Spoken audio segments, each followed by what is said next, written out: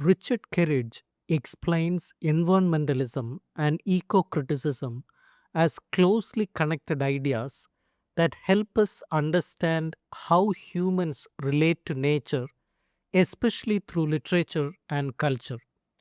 Environmentalism is a social and political movement that tries to protect the natural world from damage caused by human activities. It is concerned with problems like pollution, deforestation, climate change, and the destruction of wildlife. Environmentalists believe that humans should live in a way that does not harm the earth and should take responsibility for preserving it for future generations. This movement includes activists, scientists, writers, and ordinary people who are worried about the condition of the planet. Eco-criticism, on the other hand, is a way of studying literature from an environmental point of view. It looks at how nature is represented in literary texts and how these representations influence our understanding of the environment. Kerridge shows that eco-criticism is not just about describing nature in books, but about asking deeper questions.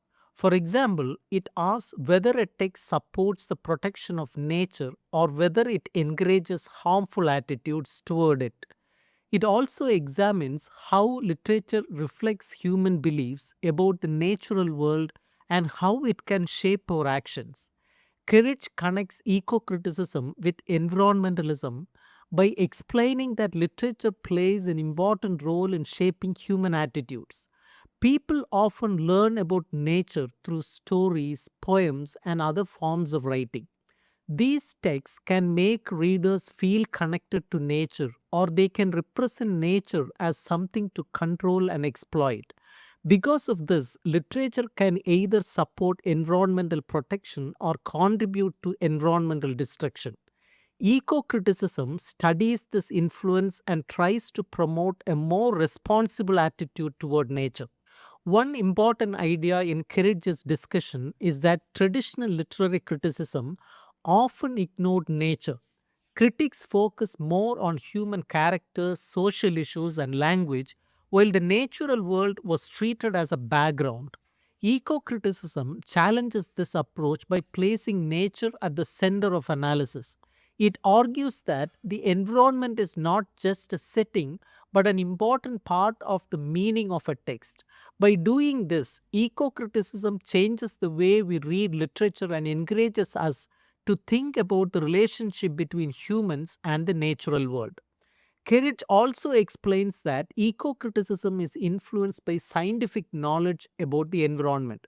As people become more aware of environmental problems, they begin to see literature in a different way. For example, a story about industrial development may now be read as a warning about pollution, environmental damage. Eco criticism uses this awareness to reinterpret texts and to highlight their environmental meanings. It shows that literature is not separate from real life, but is closely connected to the issues we face in the world. Another important point is that eco criticism often challenges human centered thinking, also known as anthropocentrism.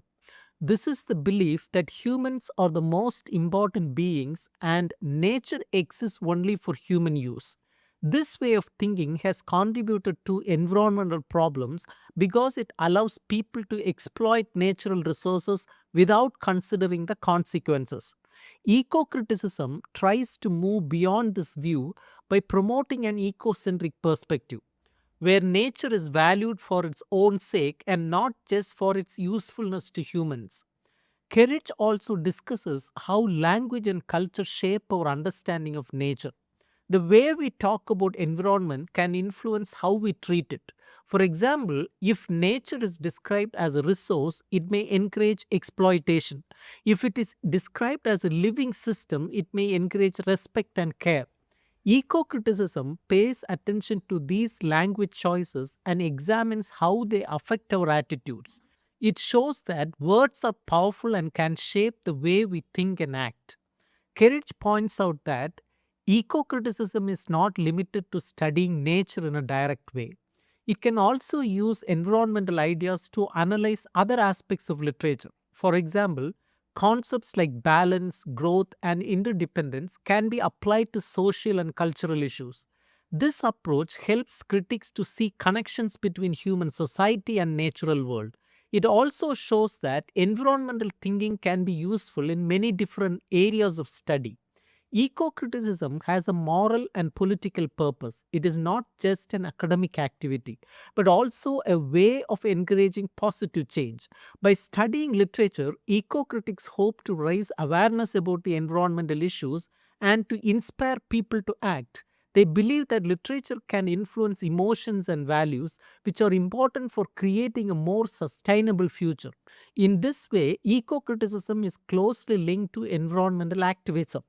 Eco-criticism includes a wide range of approaches and ideas. Some critics focus on nature writing and texts that directly deal with environment.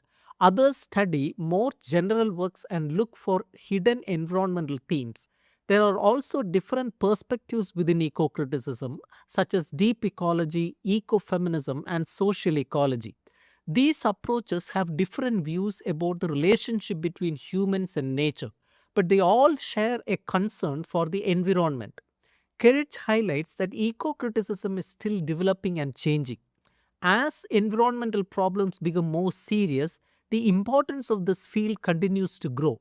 New ideas and methods are being added, and eco criticism is becoming more connected with other disciplines such as science, philosophy, and cultural studies. This makes it a dynamic and evolving field that responds to the needs of the modern world. Environmentalism and eco criticism are deeply connected. Environmentalism focuses on protecting the natural world, while eco criticism studies how literature reflects and influences our attitudes toward nature. Together, they help us understand the importance of the environment and the role of culture in shaping human behavior. By encouraging a more responsible and respectful relationship with nature, they offer valuable insights for dealing with the environmental challenges of our time.